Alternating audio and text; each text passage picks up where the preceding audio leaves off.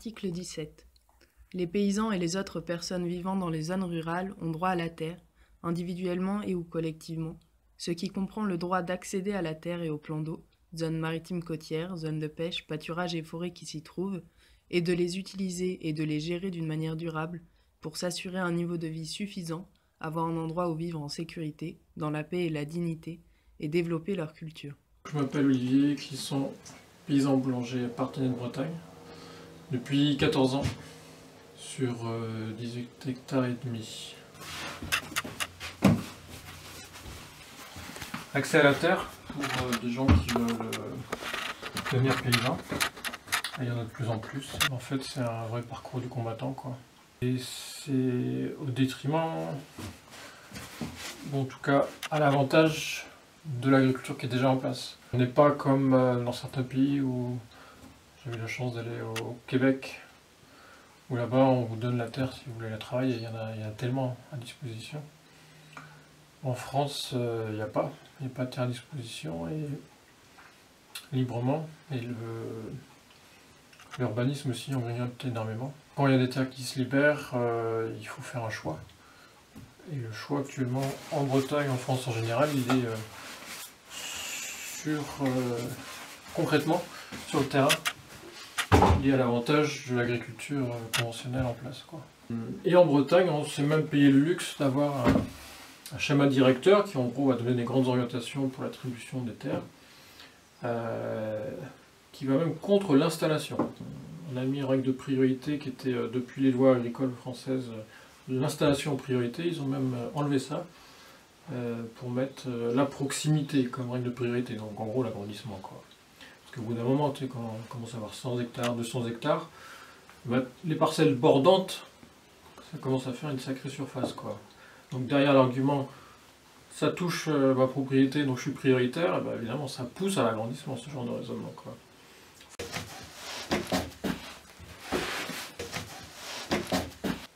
Dans mon cas, ça a pris 10 ans, où j'ai dû faire un travail à l'extérieur en attendant. Et encore, j'ai dû biaiser un petit peu, c'est-à-dire qu'on a acheté une ancienne ferme à la campagne, qui n'avait que 2 hectares autour, qui n'avait plus de terre suffisante pour moi. On est parti là-dessus pour ensuite chercher des terres autour, quoi. Malgré les mots sur le papier, dans les missions de la SAFER, qui est l'organisme public qui gère les attributions lors de cessions de terres, malgré que dans ces missions il y ait l'installation, en fait il y a tout un tas de contraintes, de critères qui font que, au final, ce n'est pas ce qui se passe dans la réalité, quoi. Énormément de fermes qui arrêtent, partent à l'agrandissement. Quand je dis énormément, c'est plus des 2/3, quoi. En 2018, à peu près 10 ans après être installé, sur ma commune, donc à 2 km, se libèrent 53 hectares d'un agriculteur qui part à la retraite. Et sur les 53 hectares, donc moi j'en avais 12 à l'époque, j'ai demandé, pour être tranquille, sachant qu'il y avait une zone un peu humide que j'aurais pas pu cultiver, bref, j'ai demandé une douzaine d'hectares à ce moment-là, dans le dossier à la SAFER. Il y a toute une série d'enchaînements, mais au final, j'en ai obtenu, donc sur les 53, je n'ai obtenu que 6,5. Après 18 mois de bagarre, après 18 mois d'aller voir les propriétaires, de faire signer des baux, etc., qui m'ont été repris par la SAFER. Enfin, je veux dire, si je m'étais pas si j'étais pas déjà installé, je connaissais bien le fonctionnement, si j'étais pas déjà du territoire, c'est sûr que j'aurais eu absolument rien du tout, quoi. Donc pour un jeune qui aurait voulu reprendre, etc., c'était impossible, absolument impossible. Et c'est quand même, ça pose question, donc rien qu'en termes de répartition, richesse, c'est-à-dire que ce qu'ils appellent les moyens de production, j'étais en concurrence avec un éleveur de porc qui avait déjà 105 hectares. Et sous l'argument fallacieux de reprendre le bâtiment, un bâtiment de cochon, que moi je voulais pas évidemment, on a lui donné une priorité. Or il est question de terre et d'usage de la terre là. Il n'est pas question de garantir au Crédit Agricole ses actifs.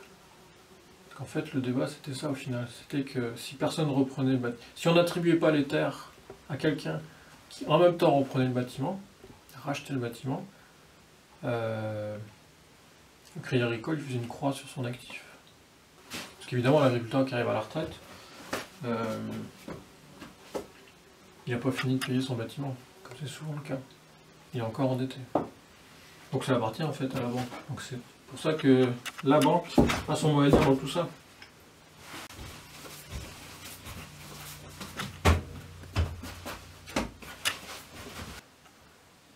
Comment ça se fait que collectivement on n'arrive pas à aider des gens qui souhaiteraient s'installer et produire des aliments de qualité? 80% de Français qui disent qu'ils aimeraient manger plus bio dans leur alimentation, mais on n'a que 10% des agriculteurs qui sont en bio. En France, et à peu près en Bretagne également. Tout dépend si on compte les surfaces ou le nombre d'agriculteurs. Ça me paraît grave dans le sens où l'usage de la terre a des conséquences sur l'ensemble de la population.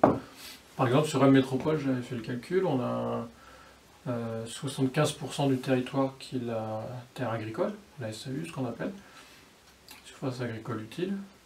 Et en fait, les attributions de ces terres quand elles se libèrent, donc de l'avenir de ces terres, de l'usage de ces terres, notamment entre un usage conventionnel ou un usage en bio, ne sont décidées que par la profession déjà en place, des représentants de la profession en place, des représentants des banques agricoles, enfin d'une en particulier, des représentants des compagnies d'assurance qui œuvrent dans le monde agricole en particulier une, on se demande pourquoi. Il y a quelques représentants des communes ou du département qui sont présents, mais concrètement en fait ils sont en minorité et puis très peu siègent en fait.